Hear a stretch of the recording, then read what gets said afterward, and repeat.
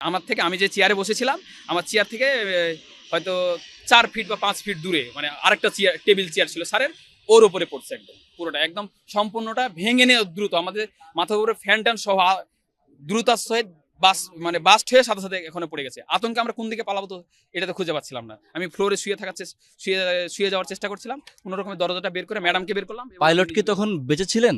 আমি ওটাতে খেয়াল করিনি, ওখানে আমি বুঝতেই পারিনি যে ওটা পাইলট ছিল। প্রথমে আমি তো আতঙ্কে মানে ওখানে হচ্ছে ধুলাবালির মানে অন্ধকারে ওখানে কি পড়ছে সেটা কিন্তু আমি মানে বুঝি নাই, বুঝতে পারি নাই। যে মতো হচ্ছে আমি অফিসের মধ্যে বসেছিলাম, বসে থাকা অবস্থায় বিকট শব্দ সাথে সাথে আমার উপরে যে মানে টিন শেডের একটা ছাদ ছিল, ফল ছাদ, ওই ছাদটা ভেঙে গুঁড়ো বালি, ধুলো বালি টালি এগুলা ভিতরে একদম বিকট শব্দ। তখন বুঝতে পারছি যে ওপরে কিছু একটা পড়ছে, বিকট শব্দ, বিস্ফোরণ হয়েছে কোনো কিছু একটা। ভয়ে আতঙ্কে কোন দিকে দরজা কোন দিকে কি এটা খুঁজে পাচ্ছিলাম না। কোনো রকমে বের হলাম, বের হয়ে আবার উপর দিকে তাকাচ্ছি, দেখছি এখানে কোনো কিছু নাই। পরে ডান দিকে তাকাচ্ছি, দেখছি যে ওখানে আগুন জ্বলতেছে। হ্যাঁ, পরে দেখে দিক দিয়ে ঘুরে আসলাম, ওখানে বিমান পড়ছে। ওখানে আমি বের হয়ে আসার সঙ্গে সঙ্গে রাস্তা আছে, রাস্তা থেকে সিঁড়ি থেকে নামছি, সিঁড়ি থেকে নেমে দেখতেছি একটা ডেড বডি। ওখানে ওটা সম্ভবত গার্ডিয়ান বা হয়তো টিচার, মানে বড় মানুষের ডেড বডি, মস্তিষ্কের অর্ধেক নাই। প্লাস হচ্ছে তারপরে হচ্ছে একটা বাচ্চা, তার বাচ্চার একটা ডেড বডি।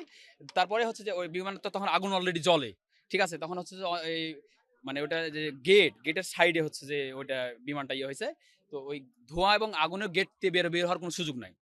আশেপাশের বাচ্চারা আরো সবাই অন্যান্য ক্যাম্পাসের ওরা সবাই দৌড়ায় গেল, সবাই আসলো চারি সাইড দিয়ে। বাচ্চাগুলোকে দুই সাইডের ইয়েগুলো দিয়ে আপনার হচ্ছে বারান্দার সাইড দিয়ে গ্রিলগুলো, সেনাবাহিনী চলে আসলো তখন। সেনাবাহিনী আসার পর গ্রিলগুলো ভেঙে দিয়ে সাইড দিয়ে তখন মই দিয়ে বের করার চেষ্টা, আশেপাশের বাচ্চাগুলোকে ওদিকে দূরে সরাই দেওয়া, এবং যেগুলো বের হয়ে আসতেছে ওগুলাকে ধরে ধরে হচ্ছে যে আপনার এই অ্যাম্বুলেন্স আর ওই যে যেগুলোতে করে নিয়ে যায় ওগুলো আপনার তুলে ইমার্জেন্সি বের করা, ওগুলাতে আবার আমরা তুলে দিলাম। প্লাস হচ্ছে পরে ফায়ার সার্ভিস আসলো, ফায়ার সার্ভিস আগুন নামানোর চেষ্টা করলো, সেনাবাহিনীরা প্রথম তারপরে আসলো, পরে তখন সবাই তখন চলে আসলো, পরে সবাই আমরা একে অপরকে সকলে। এবং হচ্ছে বাচ্চারা তো ছোট বাচ্চা, ওরা তো আর জানে না যে কিভাবে ব্রেঞ্চের তলে বা টেবিলের তলে লুকাতে হবে বা কিছু করতে হবে, ওরা তো জানে না, ওরা আতঙ্কের মধ্যে। এবং আগুন, বিকট শব্দ। আমি তো হচ্ছি কলেজ সেকশনের টিচার, ওটা কিন্তু প্রিপারেটরি শাখা, তখন কিন্তু কলেজে মানে ছুটি হয়ে গেছে। পরে জানলাম যে ওখানে আছে মানে যে বাচ্চাটা দুর্বল তাদেরকে এক্সট্রা ভাবে ওখানে পড়ানো হয়। কিছু যেসব বাচ্চাগুলো দুর্বল তাকে এক্সট্রা ভাবে পড়ানো হয়। এমন ওখানে যা বুঝতে পারলাম যে আপনার বাচ্চাগুলো তো বের হয়ে আসছে, হয়তো যে গার্ডিয়ানটা বা টিচারটা তার পিছনে যে বাচ্চাটা, বুঝলাম যে বডিটা হচ্ছে যে কলেজের বিপরীত দিকে বডির মাথাটা পড়ে আছে, মানে বাচ্চাটা নিয়ে বের হয়ে আসার সময় সেখানে বিস্ফোরণটা হয়েছে। এই জিনিসগুলো চোখের সামনে সবচেয়ে বেশি পাইলে আমার রুমে যেটা। পরে যখন আমার রুমে এই জিনিসটা ঘটলো, বিকট শব্দ এবং ছাদটা ভেঙে পড়ছে, তখন তো আমি আতঙ্কে ওখান থেকে বের হয়ে আসছি। বের হয়ে যখন ওখানে পরে তখন আমার স্পোর্টসের স্যারকে আমি বললাম, স্যার আমাদের ছাদের উপরে কি বিমানের কোনো অংশ পড়ছে? ওখানে ছাদটা ভেঙে গেছে, আপনি যেয়ে দেখেন। স্যার এসে দেখছে যে প্যারাশুট পড়ে আছে, তখন দেখছে এখানে পাইলট। প্রায় তখন ধরেন যে 20 মিনিট হয়ে গেছে।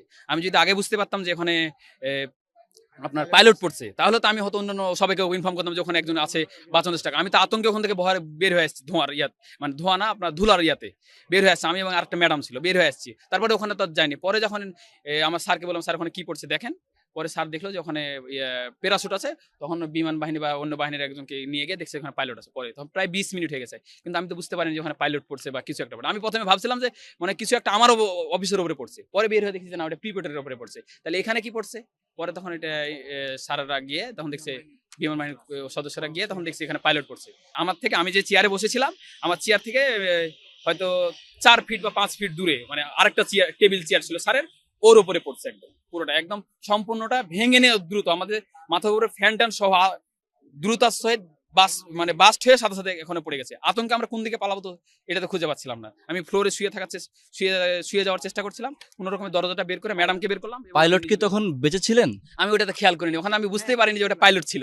প্রথমে আমি তো আতঙ্কে মানে ওখানে হচ্ছে ধুলাবালির মানে অন্ধকারে ওখানে কি পড়ছে সেটা কিন্তু আমি মানে বুঝি নাই, বুঝতে পারি নাই। যে আমি যখন দেখি তখন হচ্ছে অলরেডি ওখান থেকে বের করে এই বারান্দায় নিয়ে চলে আসছিল। তখন হচ্ছে যে ওনার সেনা সদস্যরা বলছে তার পালস ছিল, দ্রুত এখানে আমাদের হেলিকপ্টার ছিল কলেজ মাঠে, হেলিকপ্টার দ্রুত তাকে উঠানো হলো, তারপর নিয়ে গেছে। তারপরে হয়তো সেখানে মারা গেছে কি রাস্তায় মারা গেছে সেটা বলতে পারি। তো অফিসের মধ্যে ছিলাম, কোন দিক থেকে আসছে এটা তো দেখতে পাই না। আমার উপরে একটা বিকট শব্দ, আতঙ্ক আমার মধ্যে এরকম।